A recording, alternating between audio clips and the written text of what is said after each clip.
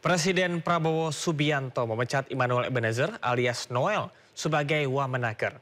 Menteri Sekretaris Negara Prasetyo Hadi menyebut surat keputusan pemberhentian Noel telah ditandatangani Presiden usai KPK menetapkan Noel tersangka kasus pemerasan sertifikasi K3 di Kemenaker. Presiden telah menandatangani keputusan Presiden tentang pemberhentian Saudara Immanuel Ebenezer dari jabatannya sebagai Wakil Menteri Tenaga Kerja. Selanjutnya kami menyerahkan seluruh proses hukum untuk dijalankan sebagaimana mestinya dan kami berharap ini menjadi pembelajaran bagi kita semuanya, terutama bagi seluruh anggota Kabinet Merah. KPK menetapkan ex-Wamenaker Immanuel Ebenezer dan 10 orang lainnya sebagai tersangka terkait dengan kasus pemerasan pengurusan sertifikasi keselamatan dan kesehatan kerja di Kementerian Ketenagakerjaan. Modus pelaku proses pengurusan sertifikasi dengan mematok biaya berkali lipat lebih mahal dari harga resmi Rp275.000 menjadi Rp6 juta.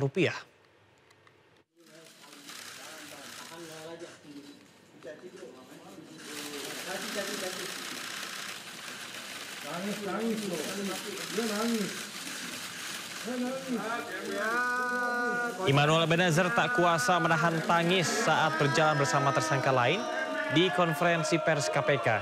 Selain Immanuel Ebenezer, ada 10 orang lainnya yang ditetapkan sebagai tersangka dalam kasus pemerasan pengurusan sertifikasi keselamatan dan kesehatan kerja di lingkungan Kementerian Tenaga Kerja.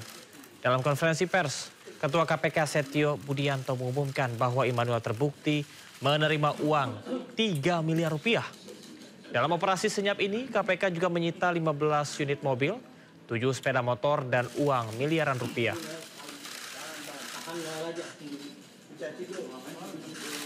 Adanya dugaan suap atau pemerasan awalnya di Kementerian Tenaga Kerja, gitu. Karena ada informasi dari masyarakat itu tenaga kerja itu buruh itu pada saat mengurus. Jadi ada, saya gambarkan gini simpelnya. Ini ada pihak pekerja atau buruh. Kemudian di tengahnya ini ada PJK3, Perusahaan Jasa Keselamatan Kesehatan Kerja. Dan di sini ada Kementerian Tenaga Kerja di Direktorat Jenderal Bina Pengawasan. Nah gitu ya, nah ini 3 pihak. Nah 3 pihak ini yang harus bayar 6 juta, yang seharusnya 270.000. Pemirsa, usai ditetapkan sebagai tersangka, Immanuel Ebenezer meminta maaf kepada Presiden Prabowo Subianto. Noel mengklaim tidak terjaring operasi tangkap tangan KPK, serta membantah terlibat dalam kasus pemerasan. Saya ingin sekali, pertama, saya meminta maaf kepada Presiden Pak Prabowo. Kedua, saya minta maaf kepada anak dan istri saya. Ketiga, saya minta maaf terhadap pelaku. Saya juga ingin klarifikasi bahwa saya tidak di OTT. Pertama itu. Kedua, kasus saya bukan kasus pemerasan, agar narasi di luar tidak menjadi narasi yang kotor yang memberatkan saya. Dan kawan-kawan yang bersama saya tidak ada sedikitpun kasus pemerasan. Dan apa yang kami lakukan.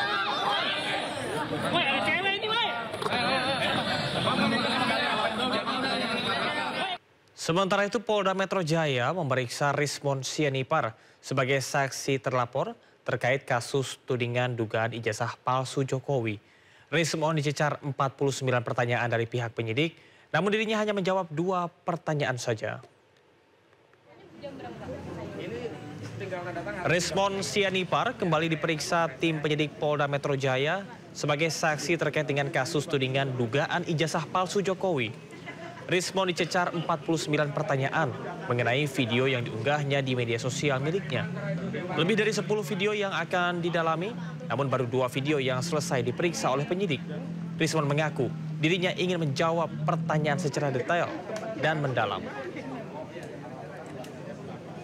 Saya menjelaskan secara sedetil-detilnya, ya, kajian ilmiah saya karena memang kita ini orang-orang yang berbeda, orang-orang yang tidak pernah ketemu sebelumnya, dan disatukan dengan nilai akademis, nilai-nilai saintifik.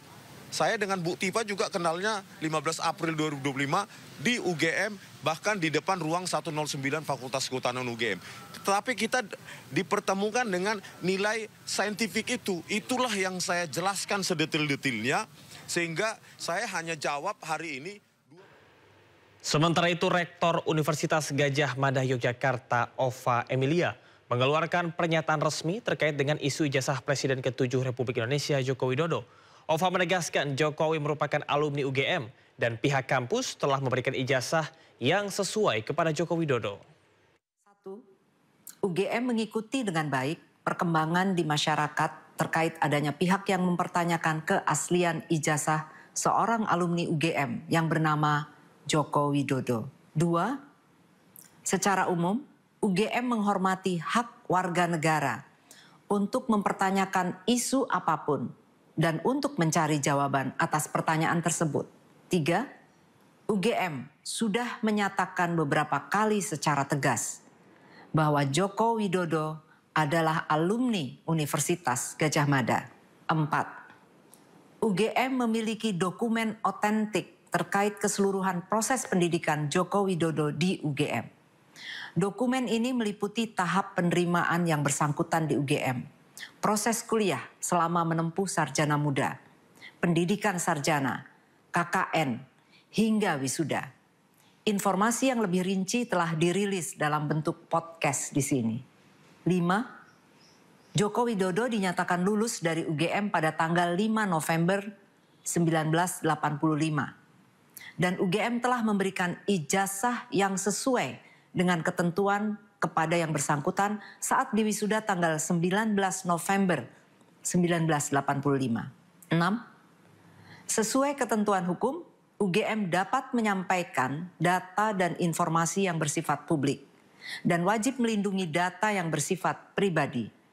Hal ini berlaku untuk semua hal dan diterapkan untuk semua sivitas akademika. Pemirsa, setelah lama diam, keluarga almarhum Arya Daru Pangayunan akhirnya buka suara. Keluarga ADP kembali meminta penyelidikan kematian ADP dilanjutkan. Sindo Malam segera kembali.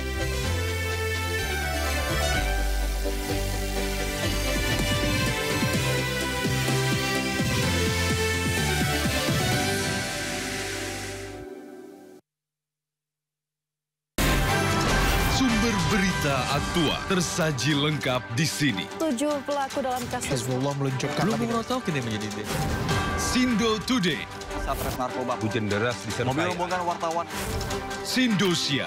Korban meninggal dunia dan Indonesia 100 orang terluka dalam. Sindo Sore. Kobaran api besar banjir setinggi 7. Hati berjabat tangan dan berbincang akar. Sindo Malam. Sindo News TV Beyond Headline. Ragam peristiwa terjadi di banyak tempat. Menelantarkan bayi berusia 3 bulan. Ditemukan narkoba di dalam rumah. Menabrak tiang pipa milik perusahaan minyak dan gas asing. Mengabarkan secara update dan faktual. Warga pun ramai-ramai berjibaku mengevakuasi mobil. Harus menyeberangi sungai Cikaso. Yang menampilkan sejumlah alat yang rusak. Setelah nekat meracik obat. Sindo File. Setiap Senin sampai Jumat jam 6 sore. Di Sindo News TV. Papua memang memiliki perhatian yang sangat serius terhadap kualitas sumber daya manusia Indonesia. Memang Danantara ini merupakan semacam sovereign wealth fund, semacam pengumpulan dana yang dilakukan oleh negara menjadi aset yang dipisahkan. Halal, nggak ada kompromi. Nggak bisa, kompromi halal tuh nggak bisa. Loh, cuma 1% babinya halal, nggak bisa. Jangan lewatkan One on One di Sindo News TV. Program berita teraktual prime time Anda. Presiden Republik Indonesia tiba di Brussel, Belgia. Mengaduh ijazah palsu milik rekening penerima bansos terindikasi judi online. Menggali banyak peristiwa dari beragam lokasi. Muhammad Riza Khalid jadi salah satu tersangka olah tempat kejadian perkara kasus tewasnya diplomat. Dapatkan informasi penting di Sindo Prime setiap Senin sampai Jumat jam 7 malam di Sindo News TV. Sumber dari berbagai sumber berita aktual. Informasi, sumber, inspirasi. Dari acara deklarasi Saji lugas, tegas, dan berkelas. Hasil gelar perkara. Semuanya lengkap di sini. Sindo News TV, Beyond Headlines.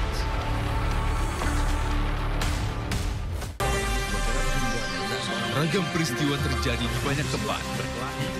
Menelantarkan bayi berusia 3 bulan. Ditemukan narkoba di dalam rumah. Menabrak tiang pipa milik perusahaan minyak dan gas asing. Mengabarkan secara update dan faktual. Warga pun ramai-ramai berjibaku mengevakuasi mobil. Harus menyeberangi sungai Cikaso yang menampilkan sejumlah alat yang rusak Setelah nekat meracik obat.